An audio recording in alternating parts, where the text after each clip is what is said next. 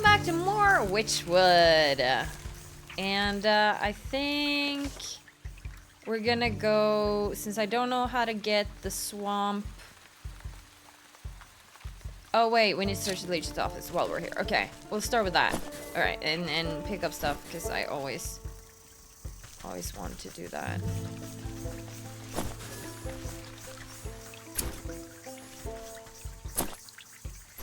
And pick it up. And ignore the bee.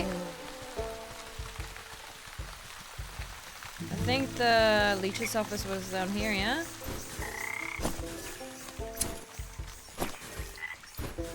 Oh, there's so much stuff always.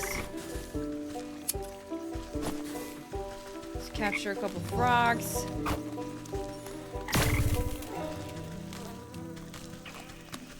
Okay. What was these guys' weakness again? There's so many of them.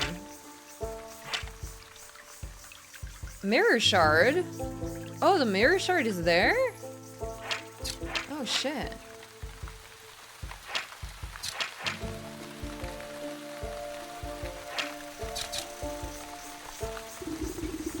These animated wooden effigies seem engaged in a ritualistic dance. They march in stiff patterns around a reflective piece of glass embedded in the soft ground. They lean for a better look just long enough to make out the shard's mirrored surface, reflecting the ghostly image of the moon. You think to reach in and grab it, but the swinging limbs of the dancing totems are too dense and thick. Out of the way, you overgrown twigs! Maybe I can get them to shift their attention to some other glittery bauble. Moonlight globe. I do not have that. I guess maybe there's one in the leech zone? I don't even know if we can just go through his office. If we don't talk to him, maybe. There's this thing. While the leech is busy with her patients, you rifle through the contents of the various cabinets in her office, mostly dried herbs and potions. Nothing seems out of the ordinary. That is, until you notice a suspicious-looking bookcase set against the wall. The books are all fake, just chopped down spines glued to a solid plank. Your fingers... What? You can easily have, like, a proper bookcase, though. Your fingers race across the medical titles and quickly find a loose volume. With a click of a switch, the whole bookcase swings open to reveal a secret compartment. Your heart thumps, well, both. At the side, racks upon racks of bottled blood are arranged like fine wines. Each vessel meticulously catalogs the name, description, and age of its source. It looks like that thirsty slug's been sapping the living for years. On a nearby table, you spy a decanter half filled with ruby red liquid. You wonder whose blood it contains. A dash of salt would remind that slimy worm that there's worse things out there than bloodsuckers. Salted.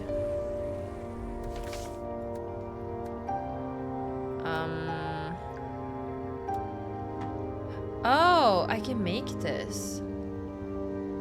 Might stun someone momentarily, but its long-lasting effect is surely cosmetic. Alright, well, we have the moonlight globe now. But, do I have... These are things I get. Spirit salts. Ah, but we already have 2 of it. Okay, so that's not what you need. I'm just gonna craft some glitter bombs.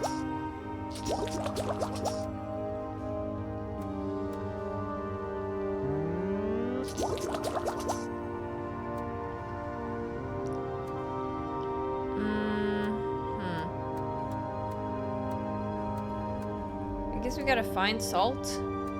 Dude, we have so many recipes we still need to get. Let me just... I know you can stay.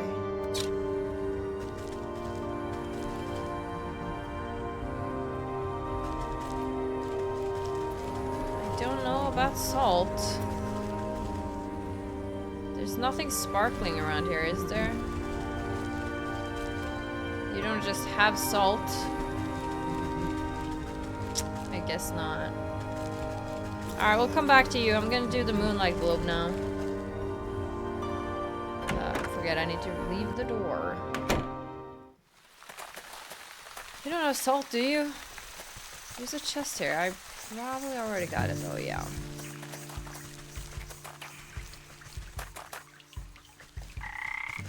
Alright, now we can do this. Cast a glowing globe into the ritual circle and watch as the wooden effigies suddenly lose coordination and knock their wooden limbs into each other. Take the opportunity to slip between their tall frames and snatch the mirror shard before their frenzied dance begins anew. Alright, and now they're happy with that. Great.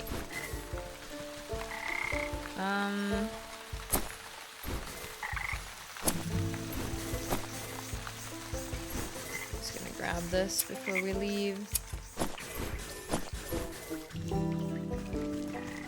Can never have enough frogs, apparently.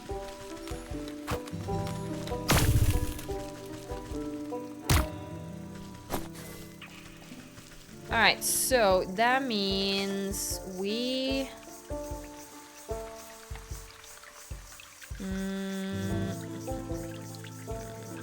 the Weeping Maiden. Who's closest, though? We need to talk to the Scarecrow.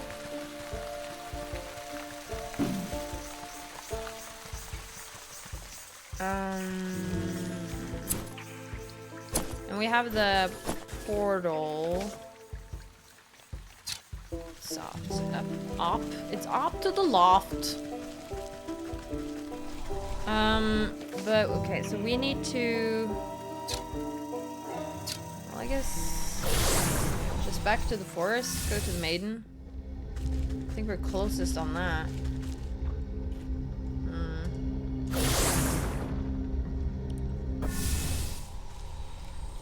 Alright, the Maiden was up to the right.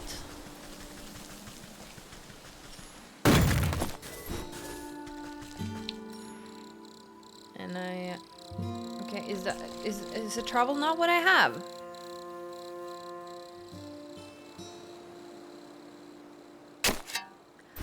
Right click. My bad. My bad. Alright, got your mirror, honey. Have you found any of the mirror shards? I wonder where they could be. I got 3 out of 3. You gingerly hand over the broken glass shards to the maiden. She's careful not to cut herself on the razor-sharp edges as she slots them into the mirror frame. The pieces click into place perfectly, and the surface of the mirror ripples like the water on the lake. The ripples calm, settling into the form of a pristine crystal mirror. She gazes into the mirror with awe. Yes, you are beautiful. That's true. Look, it's as good as new. Ah. The maiden's reflection ripples and morphs into the visage of a handsome young man. My love, is that you? Overcome with joy, a fresh stream of tears. Jesus, scream. Roll down her cheeks. I can't believe my eyes. I don't understand. What happened? Where are you? I'm imprisoned inside my own head. It's horrible here. You have to get me out. You went to the snake, didn't you? Why would you do something so stupid? Listen, my love. I have a confession to make. I'm not actually that good of a musician. What are you talking about? You were so beautiful up on your balcony. A bum like me would never get your attention. So I asked the snake to help me out a little. I thought I could protect myself from the snake's hypnotic gaze with this magic mirror. But then you went and broke the darn thing. I didn't break it. It slipped out of my hand. Wait, don't put this on me. How could you be so irresponsible? One problem at a time, children. We fixed the mirror, so we should be able to break the snake's spell now. Yeah, so you have no idea how unbearable it is being stuck in here. There's nothing but awful poetry and song lyrics that don't even rhyme. Please, Granny, take the mirror. I can hardly stand to look at this buffoon any longer. Yeah, good on you, girl. Babe, wait. Alright, I got it. I'm guessing I should do something with that though. Confront the snake. Alright.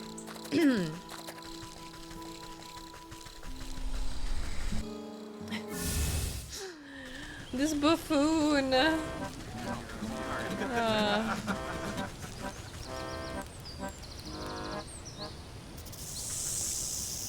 Back again. Take a seat and let me gaze into your eyes.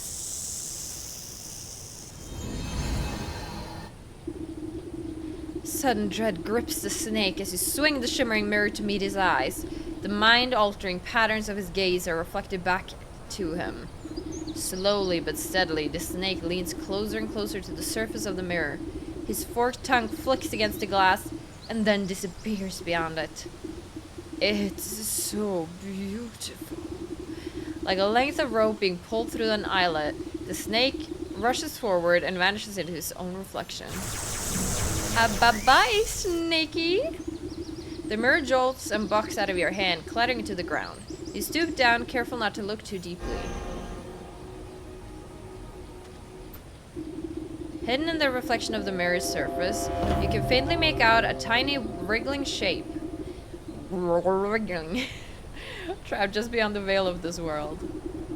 The soul of the snake. Hey! We got the snake! Let's go! Nothing cool we can get here? Alright, still need salt somehow. Does anybody got salt?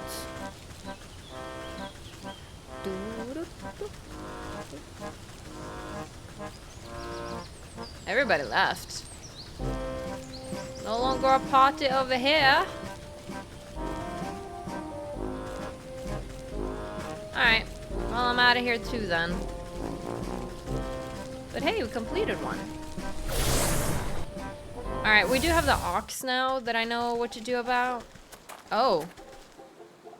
Oh, did they reconciliate? Is it no longer a babbling, buffing buffoon? Looks like the two of them are working things out. Sure is. Alright, so the ox, he is in the fields. It's probably closer to just go to the portal, I think.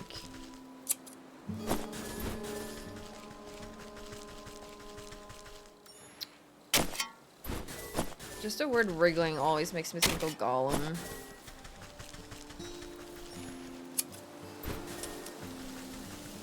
Raw and wriggling. However you say that in his way. Fields?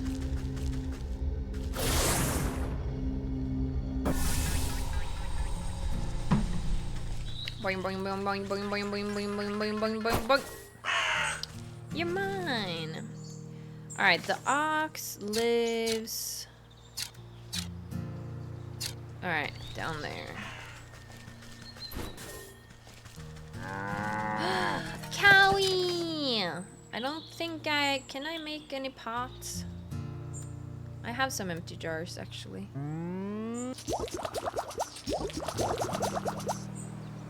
But I think I have milk, don't I? I don't know. Give me a couple. Moo juice.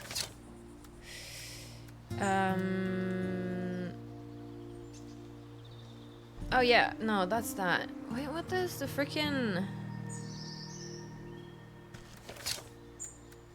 I don't freaking know. Alright, anyway. I want it out of my inventory though.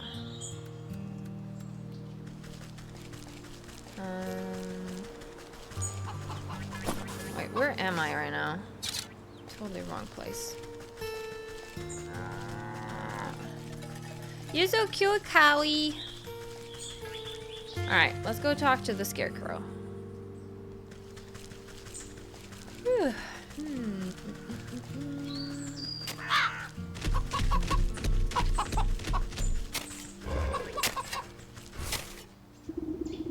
This eerie simulacrum of a human sways in the breeze.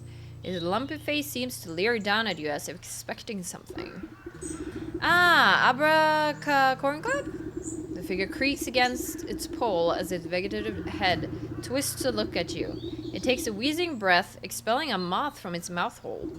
Its mouth hole? Hello, yes, have you come to strike a deal with the great and magnanimous Harvest Master? Ugh, no thank you. I'm involved in quite too many dark contracts with supernatural beings already. Why then have you summoned me? Has the ox made a deal with you, perchance? The ox? Why yes, terrible trade, I say, but a deal is a deal. What sort of trade? Does it have to do with his missing family? Yes, he said he wanted to win pretty prizes, grow the best crops, said he would give up anything in the world. So he offered me his wife and son, and I'm not one to refuse a bargain like that. Where are they? What did you do with them? Don't worry, they're fine, but as long as I make the crops grow, they belong to me. And if the crops should fail, your deal would be broken? Ha! I am the great harvest master. My harvest will never fail. We'll see about that. I better take a closer look at these prize-winning plants. Oh, we're just gonna do that, are we? Yeah, wrong button again.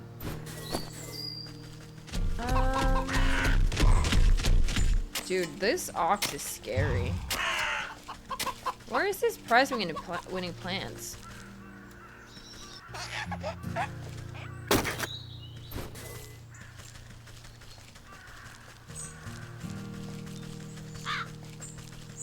Aren't they just like supposed to be here? Didn't I see them somewhere? Could have sworn I saw them somewhere. Oh, I guess I would just deal with these first.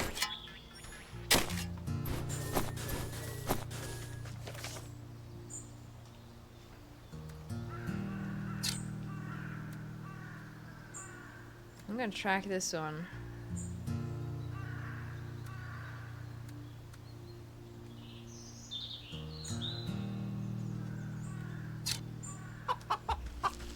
I guess they're not here. No, I think I was looking at the other person's crops, eh? Inspect the ox's crops.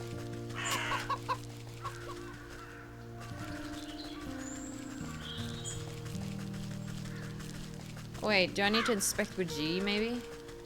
Kind of forgot about that. Withering can. Okay. These stalks don't look so sturdy to me. A good herbicide ought to shrivel these right up. That'll teach that ox a lesson about proper agricultural practices. I'll need a sturdy enough vessel to hold the poison, though. Maybe I can convince that vegetal fellow to give up that nice big watering can of his. Oh, okay. So... okay, I don't see the recipe here, but... alright, we'll talk to the vegetal fellow. It's a weird saying, weird word. He lived down on this side, didn't he?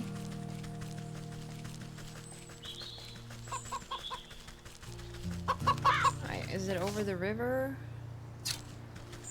Yes.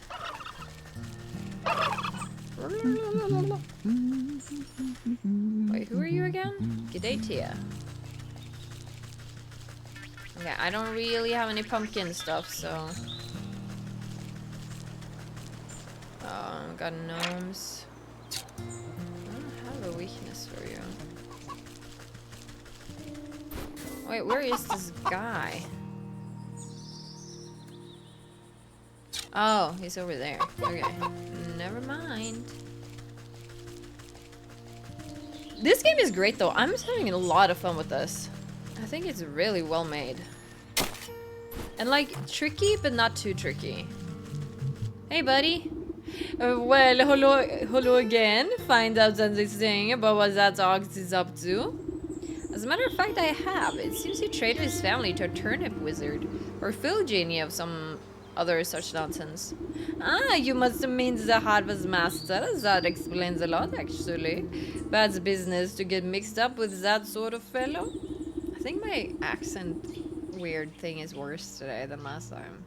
The farmer nervously wipes his brow with the back of his leafy hand. Not that I would know anything about that myself. Listen, I don't have time to exchange farm gossip. I need to borrow your watering can over there. Ah, I'd be happy to lend it to you, but unfortunately I still needed to grow my prize. A winning vegetable. He glanced down at the fat head of a cabbage bobbing gently against a blanket of big swaddling leaves. You think you may have heard a faint giggle coming from deep within the fronds. Seems plenty big enough to me. Ah, just you wait. My little baby is going to grow up to be a great big baby. It's going to be as belle as a ball as this year's festival. But if it were to, say, grow a little bit faster, I suppose I wouldn't need my watering can at all. You swear the farmer winks at you despite not being equipped with any eyes. Does then nobody here grow produce in an honest way? Let me take a look at the little tyke. You look down at the fattest little cabbage you've ever seen, but if it gets your hands on that watering can, it could stand to be a little fatter. Oh, I need growth potion and jar of water. Crushed into fine powder, a gizzard stone lends potent nutrients to the soil. Look down. Okay, growth potion and jar of water.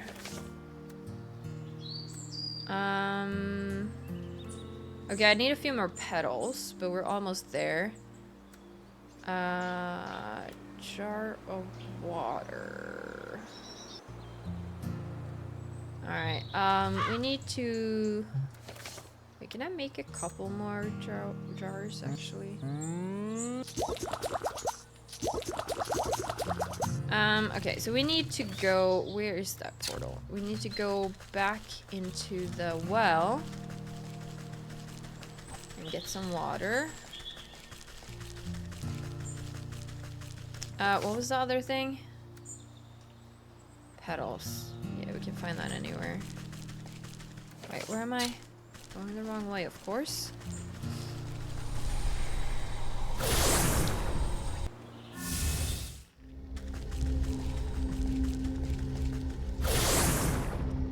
Alright. Well, first. Should be over here. Yes. Okay.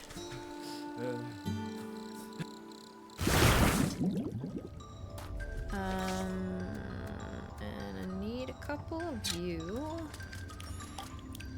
1, 2, 3. Let's get 4. Alright. Alright, we go back up and we find some petals. We should be in any kind of fairy garden.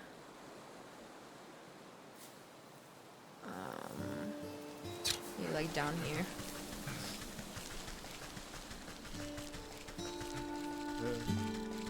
Yeah. Let me get a couple of you.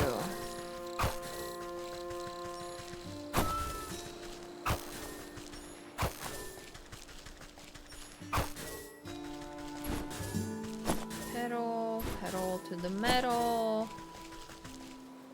Any more? I don't see any more sparkles. Okay, but that should be enough. What is it about this thing, though? Let the oh, okay, we need to talk to the sergeant. Right. Okay. Let's do that after we finish the ox quest now, though. Oh, let me get this. Can never have enough embers on hand. Never, never. Never ever.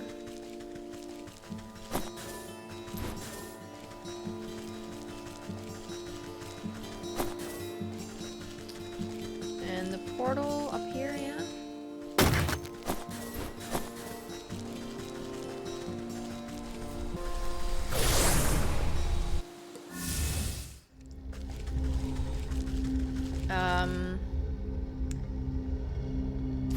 Yes.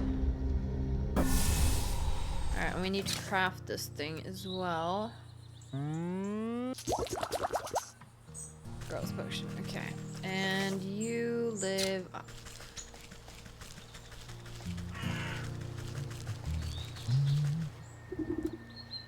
Alright, jar of water. Oh, I didn't read that. Sorry. And growth. You pop open the cork of the potion and sprinkle the bright liquid onto the cabbage's roots. The budding plant changes to a bright purple, then blue, then yellow. It suddenly goes rigid and shrinks to the size of a marble. The farmer gasps in horror as his precious baby disappears back into the earth. He turns to you, shoulders stiff and pitchfork in hand. He takes one step in your direction, but stops abruptly when a tremor shakes the ground. You look to your feet and watch deep cracks split the earth. Hold on to your hat, this one's gonna be big! You hear a booming giggle echo from deep in the ground. The vegetal farmer falls to his knees, clutching his hat to his chest. In an explosion of leafy greens and flying earth, the bouncing head of an enormous cabbage erupts into the field. Dude, that cabbage is amazingly cute! The farmer reaches out to it shakily. My little baby? Papa? The farmer scrambles towards the big, bumbling cabbage with open arms. My beautiful baby! Look at how big you've grown. See, with a little love and help from your friends, you're sure to win first prize after all. Oh, I don't even care about that silly thing anymore. Just look at how handsome my baby is. The two embrace, laughing and crying. I guess you won't be needing that watering can anymore. Please help yourself. You help me more than enough. Oh my god.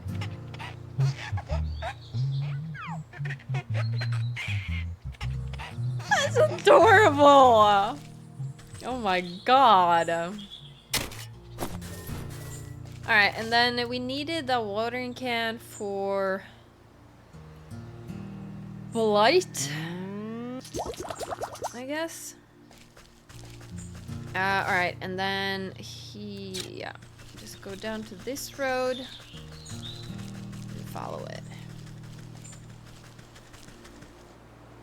Wait, craft some weird water. We need that too. Okay, well I have water because I got extra. Collect a pumpkin jack bone from the fields. Oh, okay. Wait, what was the pumpkin jack thing?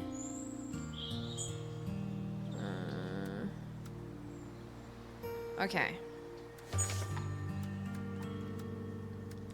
Snag wine. Dude, the music in the fields is so cozy. It's so nice. Alright, let's try to get a couple of these guys. Is there any over here? Yeah. Come on. Come on, guys. Oh, okay, you can't get all of them. You can only get one at a time? Alright, my bad. Let's craft one more then.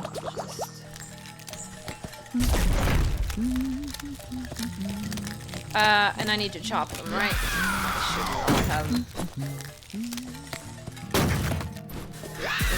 Yeah. Okay. I'm out of here. You can live. Only because I don't have what it takes. Well, yes I do, but doesn't matter. Guys, you be nice, right? Just a pie-eating bunch.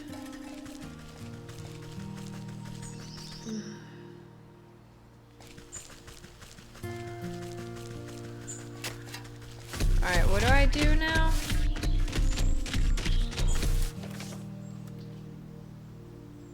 What do I do?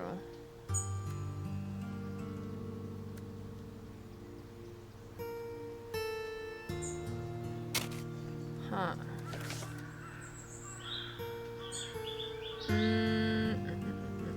Craft a potion of blight, craft word order, collect pumpkin jack bone from the fields.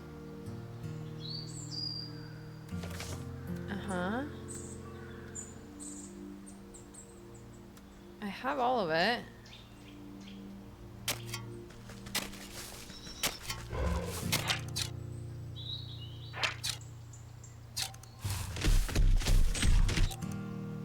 It doesn't say anything right now.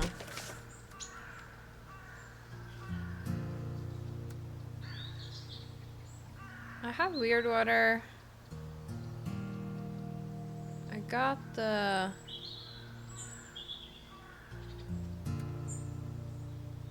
potion of blight.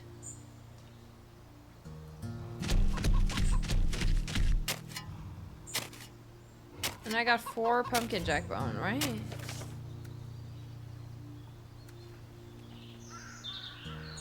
Yeah, I do. Wait, do I need... Oh my god. Do I need to interact with the watering can back at the field? I might need to do that. Didn't really... I thought I just got it.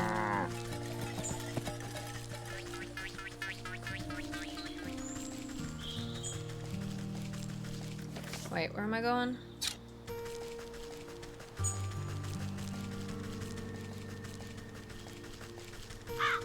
Yeah, the watering can is here.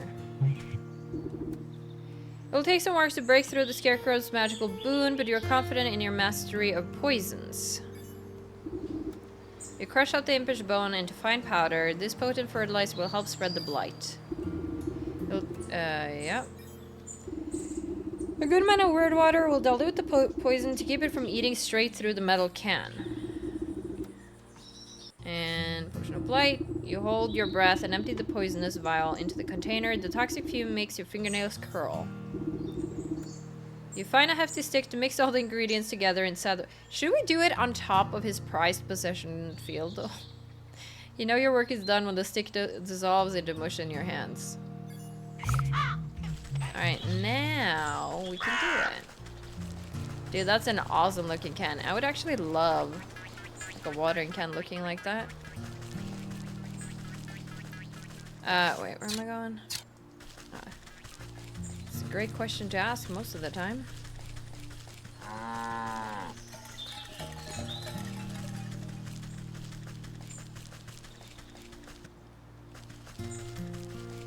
Alright.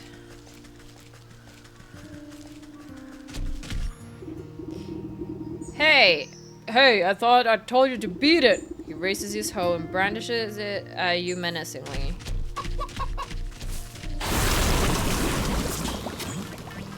Oh god. Well,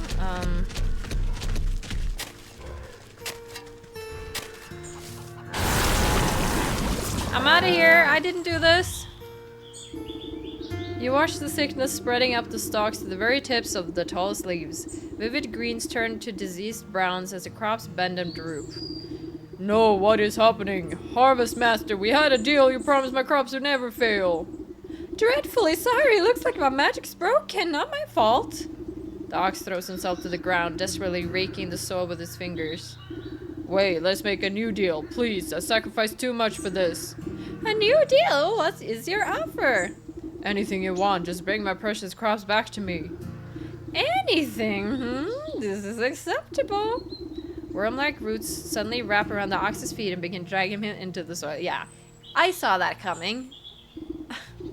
Wait, I didn't mean... Can I get his family back, though? They didn't do nothing. The dust settles over the spot where the ox once stood as if nothing had happened. Though the soil looks barren and diseased, a small sprout of leafy green catches your eye. Where the ox once stood, a green tendril has pushed its way through the earth. You watch a delicate blossom unfurl, revealing a stubborn, hard-shelled weed. The soul of the ox. Okay. Alright, what do you think about everything? Scarecrow again stands motionless. Okay. 4 souls. Wait, 4 souls. I guess the leech is a soul?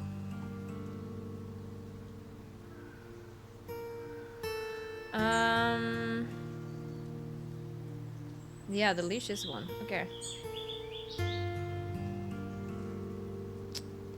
I don't know.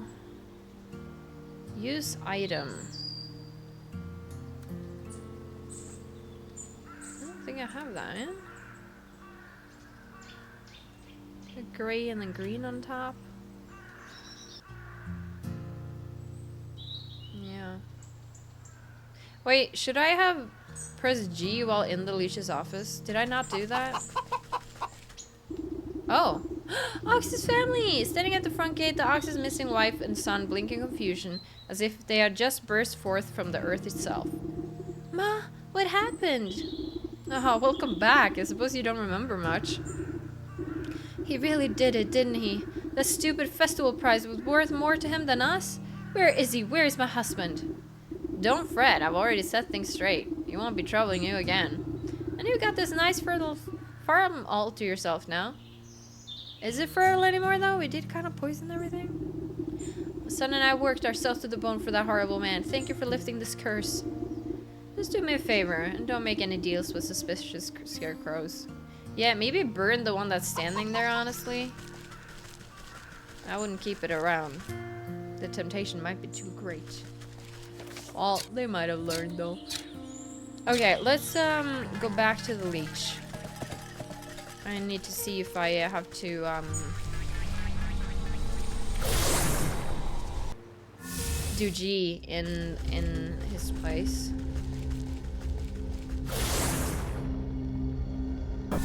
Or her? Wait, was it a him or a her? I don't remember. Okay, I'll keep away from that one.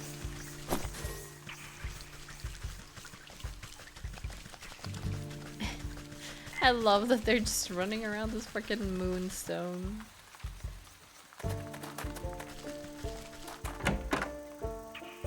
Because maybe I can learn how to make the salt if I do this. Spirit salts. Oh. Well, I have that. Oh, so I just need it... I need to do this. There you go. You sprinkle a generous amount of embalming salts collected from the graves of the leech's victims into the decanter. As the salt dissolves into the bloody cocktail, you hear the telltale squelching of the good doctor's approach. Wait, what? Let's not do a voice. What are you doing? Can't you see that this is my private office? I already helped you enough, so there's no reason you ought to be here. Okay, it's a she. Okay. She hastily shuffles you out of the room. Now get out. This place is only for the sick. You're certainly right about that. You walk just out of sight before doubling back to hide behind a withered get-well bouquet. You peer at the vexed leech as she slithers around her office, checking every cabinet and locker for tampering. She mutters something expletive about nosy old women. Satisfied, she sighs with relief and reaches to pour herself a glass from the tainted decanter. Ah, that addition of black fever adds a certain naughty quality. Maybe it will pair well with an infusion of peat moss palsy in the next batch. She takes a sip, waiting just a moment before throwing her head back and guzzling it all down.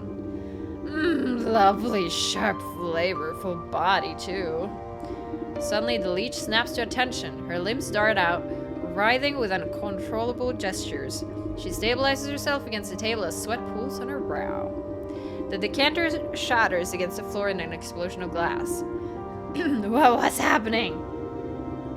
The leech spasms as the tendrils of ghostly spirits begin to suck the moisture from her body. You watch as she dwindles and sighs, shrinking like some horrible raisin. I win! You inspect the mummified worm, pressing it between your fingers lightly. Drained by the very spirits she was supposed to be healing. In your fingertips, you make out the faintest of heartbeats. The soul of the leech. Dude, our progress in this episode has been crazy. Now we just need, the bear. So, Lakeshore Camp. Western edge of the forest. Oh, hey. I don't believe it. This was happening right under my nose the whole time? Yeah, so now you can actually start healing people. That'll be great.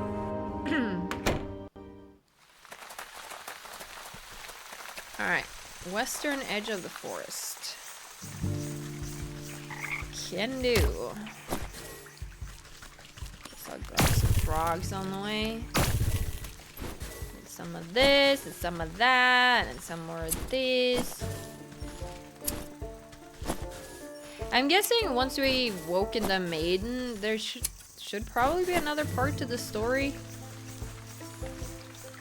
I mean, obviously, we have a lot more portals to get to, actually.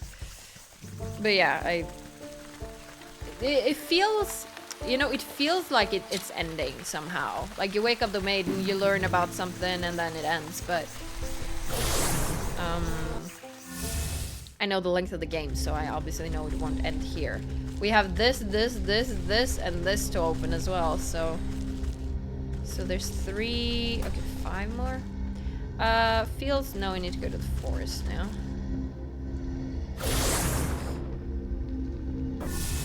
Alright, let's find this... Lakeshore path. We never went into the lakeshore path, I don't think. Dude, the little baby cabbage, though, this is my favorite part so far. That was adorable. Oh! What the hell? Hey! Where do you think you're going? Yeah, no one but us soldiers allowed inside the lakeshore camp. Get out of my way. I have urgent news of your quartermaster. I need to speak with your sergeant. Urgent? Only thing that's urgent is the line for the latrine, or if the captain hasn't had his drink. That's right. Captain Bear is in a right foul mood. You can't come in unless you want a good thrashing. The guard almost has to shout over the clattering of din coming from inside the camp. You heard him. It's dangerous in there. Wouldn't have the heart to let a frail old granny like you near that beast. One guard turns to the other with a conspiratorial shrug. Yeah, but who are we to say it was good for our health?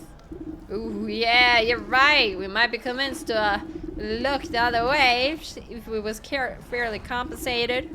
Right, fairly compensated, of course. We'd be sticking our necks out after all. Well, I guess I have a lot of money, so here you go. You carefully press 3 heavy gold coins into the palm of the waiting guard. There, I expect you two can divide them evenly among yourselves. 3 coins? Ooh. Right, 1 for you and 2 for me. What? You mean 2 for me and 1 for you? I'm the one who does all the real gardening around here. You still owe me for that game of dice you lost. You're cheating me! Give me the coins! The 2 guards fall into fisticuffs and roll into the bushes, leaving the gate to the camp wide open.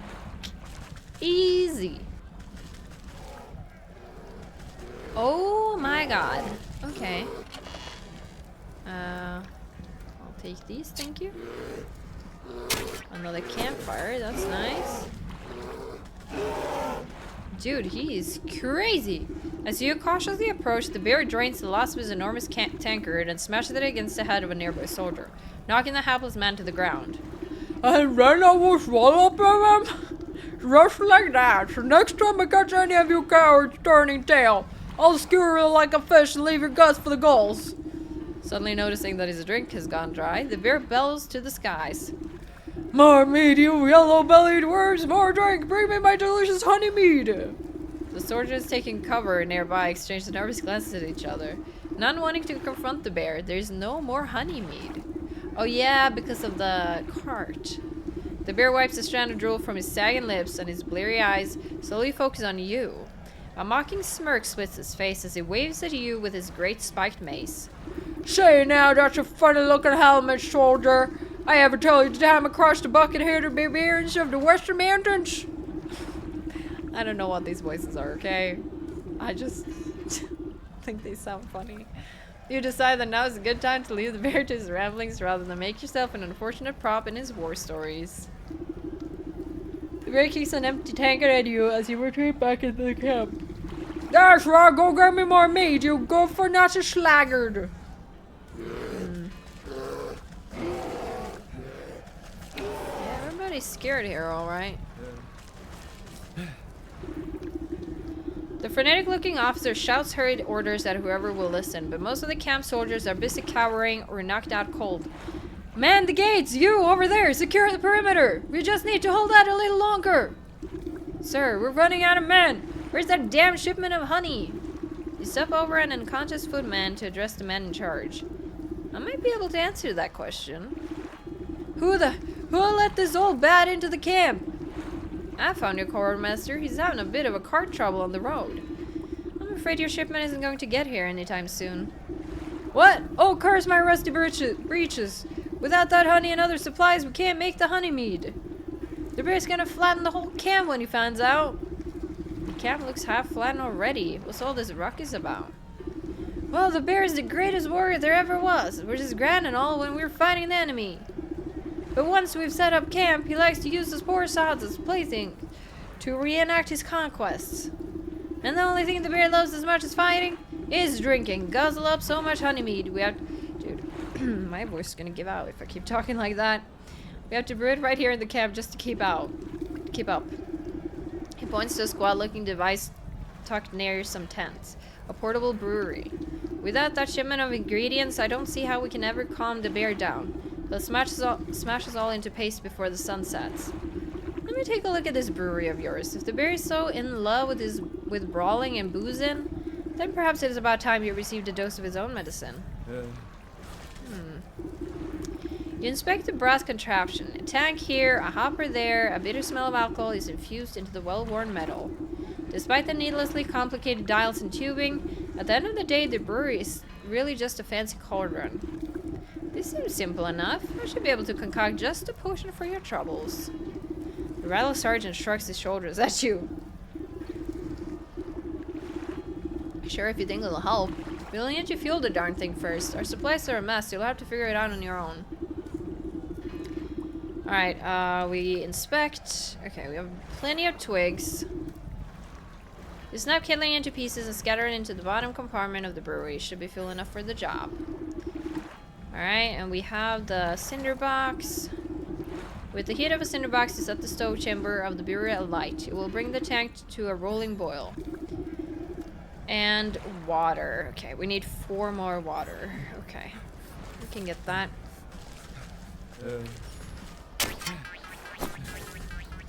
Oh, 2, nice.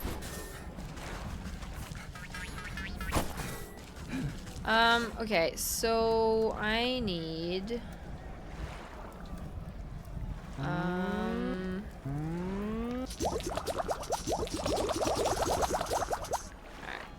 making some extra. And this is why you got all of these in this camp. Nice, nice, nice. I'm just gonna chill and chop some extra stuff because I'm sure we're gonna...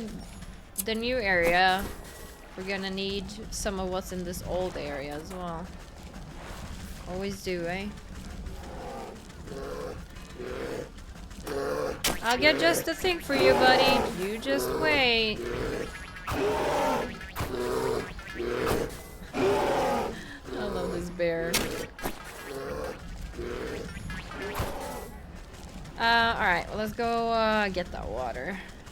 Easy enough.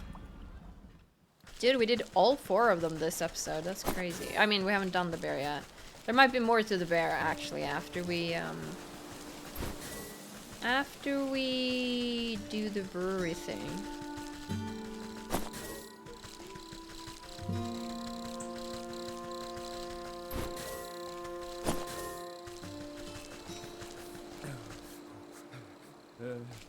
Come on, I'm clicking.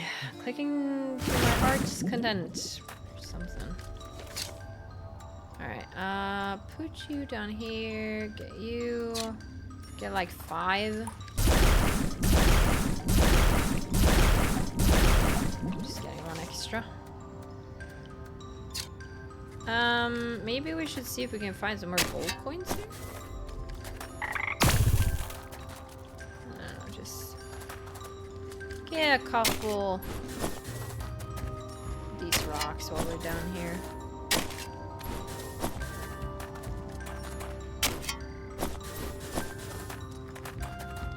I really like the well area. There's a vibe to it.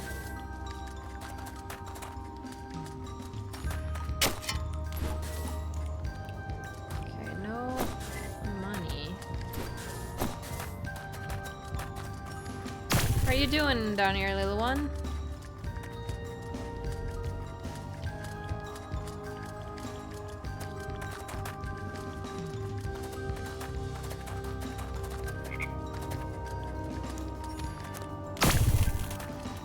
Alright. Let's leave. Go back.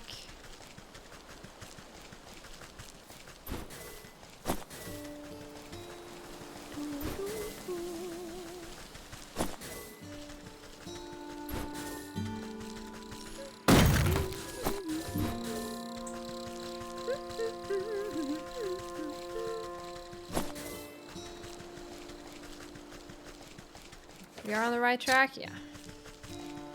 Good, good, good, good, good, good, good, good, good.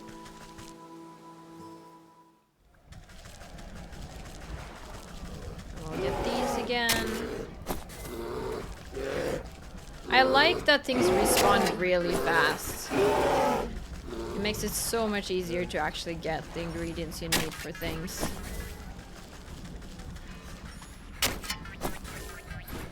Oh, lots of ember stones. Okay, that's nice. Alright, I got your water. You slosh cold, clear water into the brewery's main tank. Not the best base for potion brewing, but you want to preserve that honey mead flavor. With the hiss of steam and the sound of boiling water, the rattling brewery is ready for the next step in the process. Of course, I'll need honey for the mead. That quartermaster said he was coming back from the apiary in the field, so I best try there. Then I'll need a proper magical binder and a token of the bear to seal the spell. Something in this cap ought to do the trick. The frothing basin of the brewery stands ready for the right ingredients. Honey metamorphosis elixir and torn teddy bear. Alright, let's take a look at this. What is this? Dryad fruit. Okay. Alright, we'll get the elixir. We can just put that in there. Oh, I forgot to read that again. Sorry. Doesn't really matter that much, but still. Okay, I want to see if we got a teddy bear anywhere. Through the open tent flap, you catch a glimpse of pillaged trinkets and treasure scattered about the spacious interior. You surmise that one of these precious objects might contain enough magical essence to use as a token of the bear. Your eyes have only a moment to linger upon the giant fur-lined bed before a hand pulls the door flap shut. The sergeant gives you a disapproving glare as he ushers you away. Hey, you can't go in there. This is the bear's personal tent. You know the kind of hell that would break loose if you found out someone's been snooping? Don't worry, I'll be careful. Seems like your men are keeping him distracted anyway. Glance over at the bear as he tosses aside a soldier like a sack of potatoes. No, hey, now how? If you think this is bad, just wait until he finds out there's no more honey mead. If you're so afraid of that stomping brute, why don't you just slip away into the night? Surely would prolong your life a little. And abandon all my friends? We soldiers gotta stick together. It's our only chance. If only there was some way to stand up to the bear. A thought seems to cross the sergeant's mind as he notices the potions and baubles hanging about your belt. Say, you're good with magical doodads and whatsits, right? What if you made me some sort of protected charm or talisman? Then I could maybe have a chance against that monster without getting my head stowed in. If I make you a protected talisman, will you let me into this tent? I suppose I wouldn't have much to worry about if you did. Alright, protective talisman. Wicked gemstone. Alright, so I need this. Okay, good thing I can make one. And then we need the protective talisman, which I already have an extra dog here. See, all of my extra collecting is coming in handy here. And we make the talisman. Easy peasy lemon squeezy. Here you go. Here. This ought to shield you from harm for a time. He grins nervously as, why can't we have one so we don't get hit by freaking pumpkins and shit? He grins nervously as he puts the charm around his neck. Then he clobbers himself in the face with his own fist. Ooh, wow, you weren't kidding, haha. Though that's nowhere near the kind of punishment the bear can dish out. I better find some more stuff to test it out with. Then I'll give that bear a piece of my mind. He stumbles off into the camp to find other objects to try against his newfound protection, leaving the bear's tent unattended. Alright, we can get the teddy bear now. Oh, this is a cute, oh, an empty jar. Nice. And teddy bear. Torn teddy bear. Wait, that was perhaps enough. I don't think we need to fix the teddy bear, no? Wow, look at the thing just bobbing away. The frothing basin of the brewery stand. Yeah, I know that. You pause before dropping the tattered plaything into the brewery. A glint in its button eyes remind you of something, but the thought soon evaporates from your mind. What is with this freaking straw? It makes it so hard to freaking suck out the water. Sometimes it gets weird. That's better. You overturn your palm and the stuffed beer splashes down into the concoction. It floats sadly for a moment before becoming waterlogged and disappearing under the surface. Alright, now we just need to get the honey. Can we do that this episode? I think so. Oh, we should actually get this again. You can never have enough of this.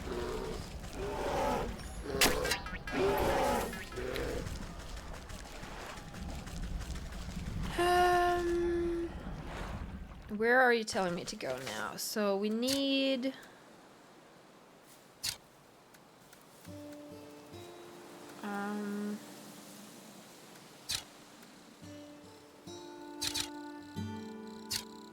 we need to go back here, right? I'm not sure. What are you telling me to do? Let's track it. Inquire at the apiary in the fields. Oh, the apiary. Right. Oh, no, we can use the portal over here. I haven't been back at the apiary. I kind of oh, because the apiary had the... it had the beehives, and we weren't allowed there for some reason. Maybe we're allowed there now. Okay, the apiary is... up there.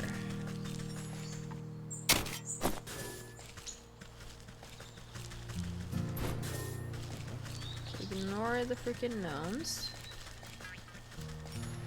Let's get some of this corn. I don't think or grain. We don't have that much of it.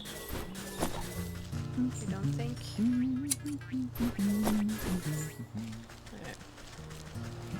Alright. Okay, I think it's this way. Oh my god, the boing. Okay, we went the other way, fine.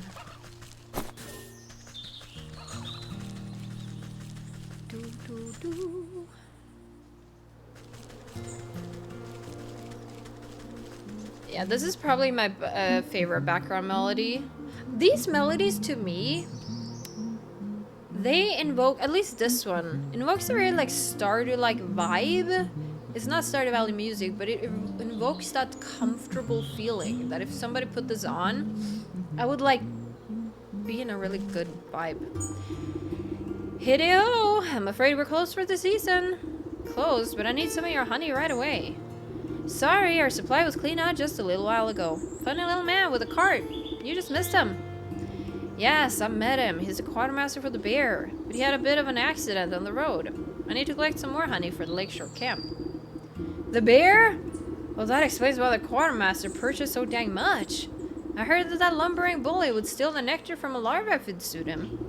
My poor bees have already worked themselves hot to death for that order, and they don't have any honey left. I wish I could do something to help you.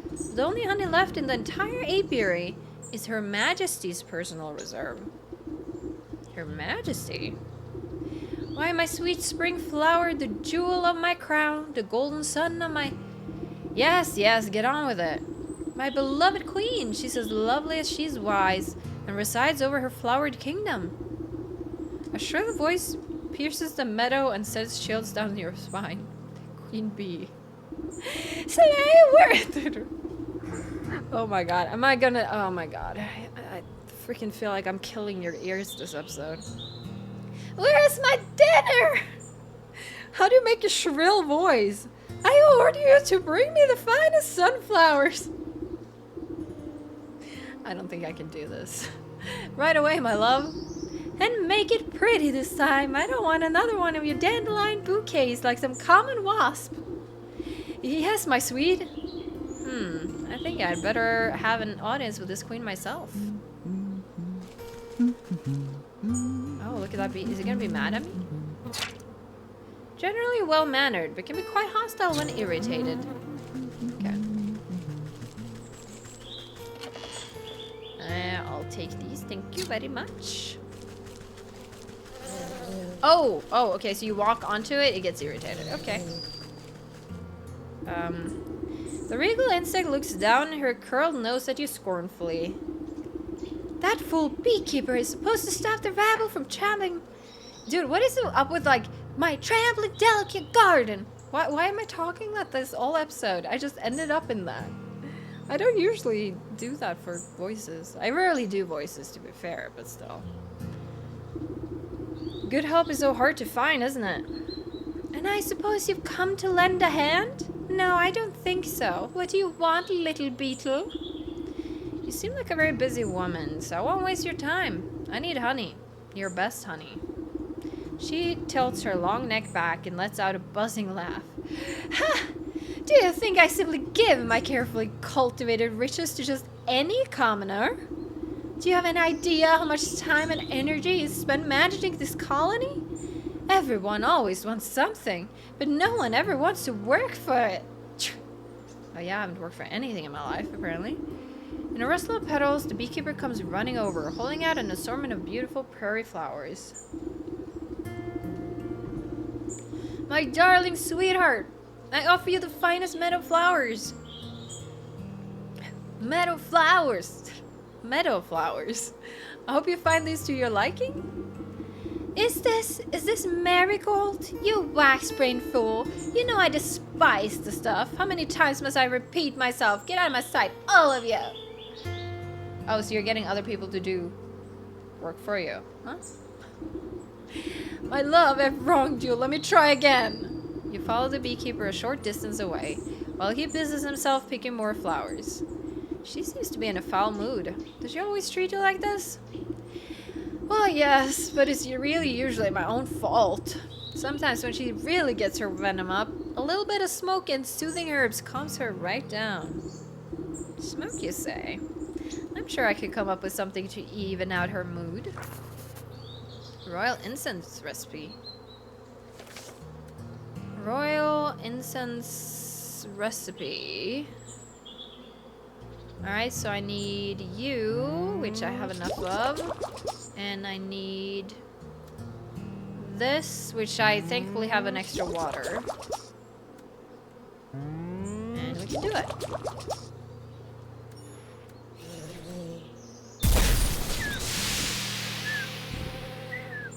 Okay. You sneak! Do you honestly believe that your little puff? Achoo! Smoke can... The queen fans herself lightly as the world begins to push and pull all around her. Whew! Does anyone else feel a little hot? Anyways, as I was saying, you can't just sparkling sun bears down on the queen like a warm summer's embrace. My, look at all of these beautiful colors. Have they always been so bright?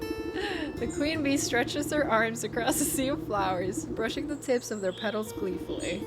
She arcs her limbs through the myriad of colors swirling about her head.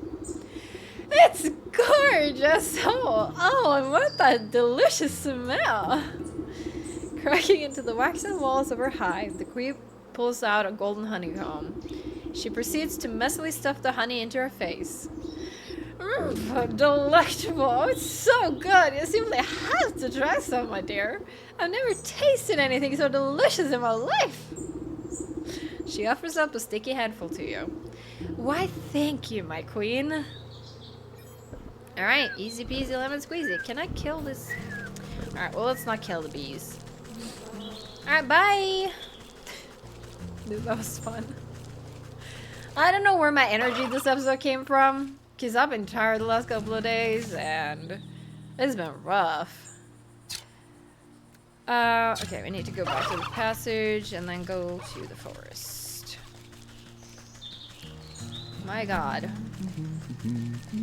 I don't really want to end this episode until we do the bear thing. I want to Let's see if we can get to the end of it.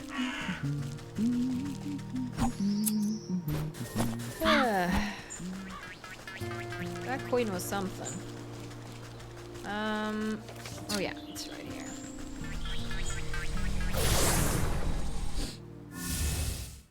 Alright, back to the forest. And then over this way.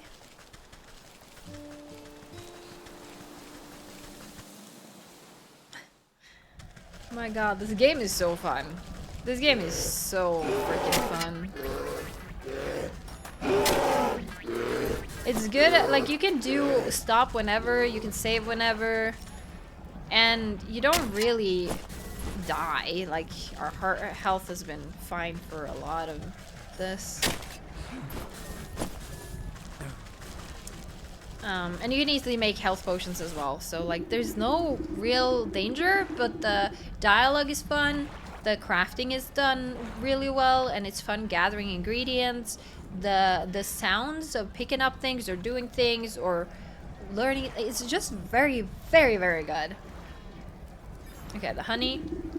As you squeeze the honeycomb with your bare hands, thick, rich honey slowly oozes into the brewery's tank. Too sweet for your taste, but then this potion is not for you.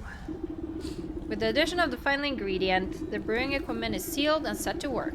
Steam hisses from rivets and its swollen metal belly clanks and rattles. Before long, the waggling fingers of the gauges and dials settle down, indicating that the brew is complete.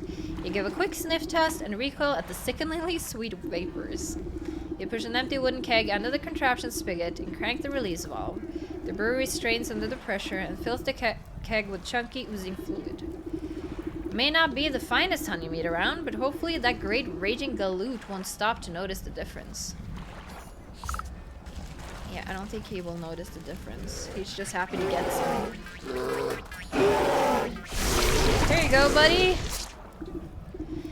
Ah, Captain, I brought you more honey mead.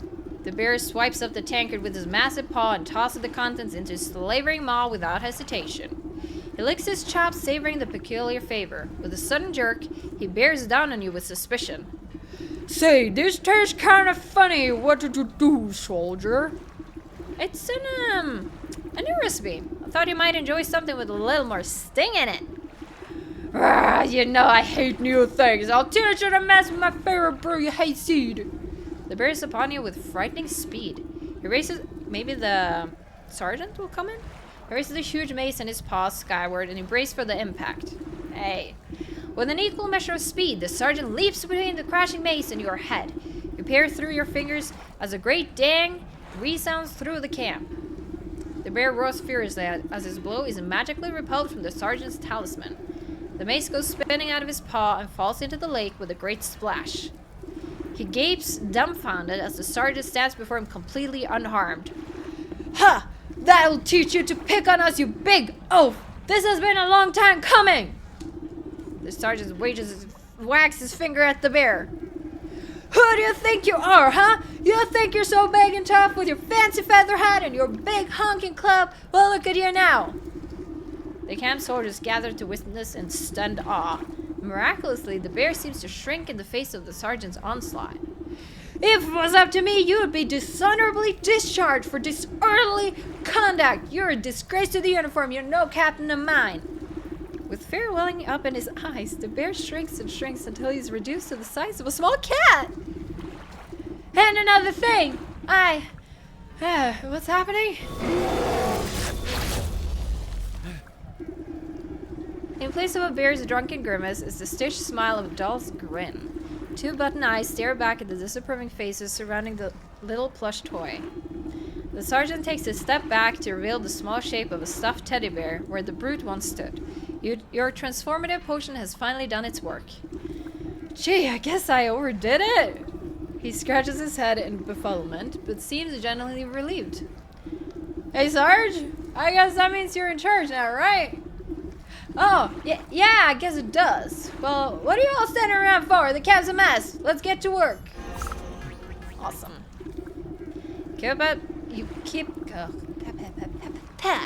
You pick up the diminutive doll and brush some sand out of its fur. As you inspect it further, its head lolls to face you. Far within the glassy surface of its button eyes, you can barely make out a tiny crimson flame, the trapped soul of the bear. This ought to be what the old gold's after. Hope he's happy. Sure do. The souls of the bear, leech, snake, and ox jostle in your satchel with fearful energies. That's that then. I better get this back home to the goat before it ransacks the rest of the place. Alright, but we did it! Another quest completed. Alright, but we're gonna have to see what the next part of this freaking story, the Sleeping Maiden, is gonna do for us on the next episode. I think doing all four of these in one episode was kind of a good thing. I'll leave the cliffhanger here.